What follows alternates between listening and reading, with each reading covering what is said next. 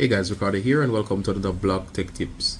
And of course guys, this is going to be a tour of the eco-worthy 30 amp PWM charge controller.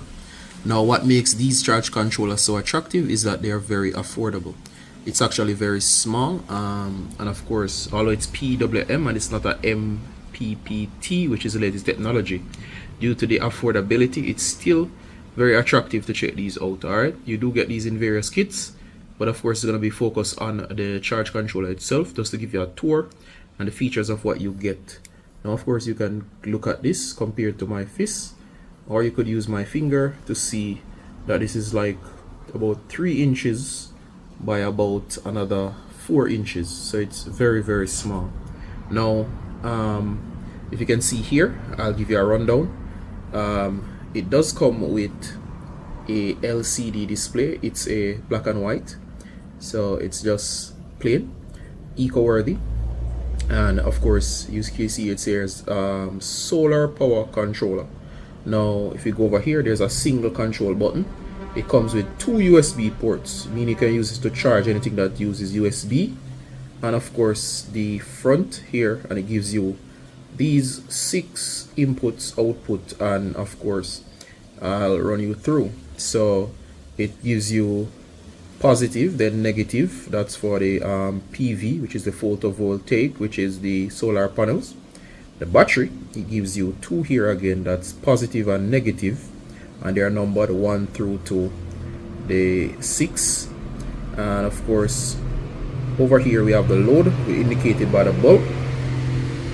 Alright, so the load, which is indicated by the bulb, you have positive and negative, and of course that is the 6 sections. Now of course the battery will be connected to batteries. The load, if you do have a load, as you see I have no loads connected here. It depends on your setup. So if you're going to use something like a water pump, a light, or anything that uses direct current, DC, it would connect here to this port. And of course this section here can be connected to your batteries, and of course as we said earlier, this part to your photovoltaic or your solar panels. Now of course you can go through, as you can see the screen, it is quite straightforward. You do see the solar panel, you see the battery at the charge state, and you see the load.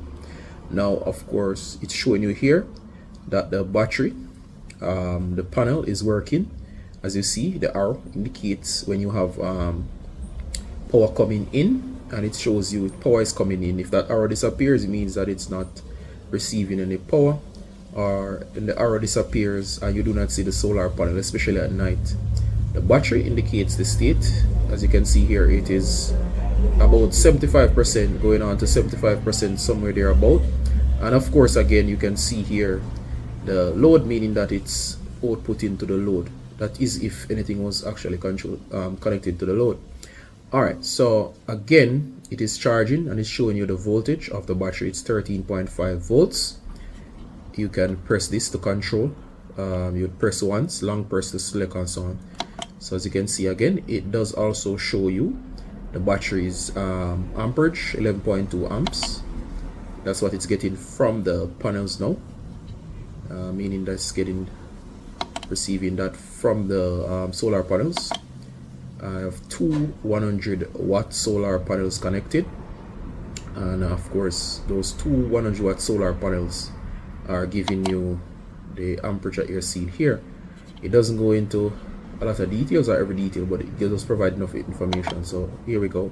So the amperage from the solar panels.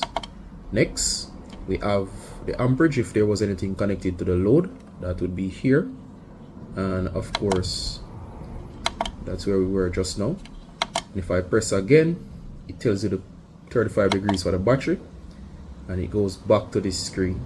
There are other hidden screens that can be accessed by long pressing and so on, but of course that would fine-tune stuff like if you want it to power on at night, you can control that. If you want to control smart features such as how it behaves in terms of daylight or night, if you want to turn off, like for example a load at night, keep the load on in all conditions, or so on and so forth.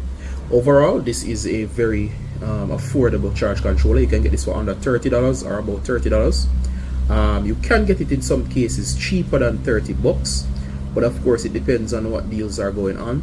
There's also an updated version of this that's a little bit more fancy, but it's basically the same thing as far as I can tell. But of course this one has been a champ. Of course I got this one to work with a water pump. I'll do a review of that in a while, but of course this has been a run through of this device. The back, there's nothing much on the back, but of course it's not too heavy, it's very light, and it's very small. As you can see, it's not very big. Alright, so I'll end the tutorial here. If you found this useful, as always, Ricardo from Blog Tech Tips, saying bye until next time. Bye.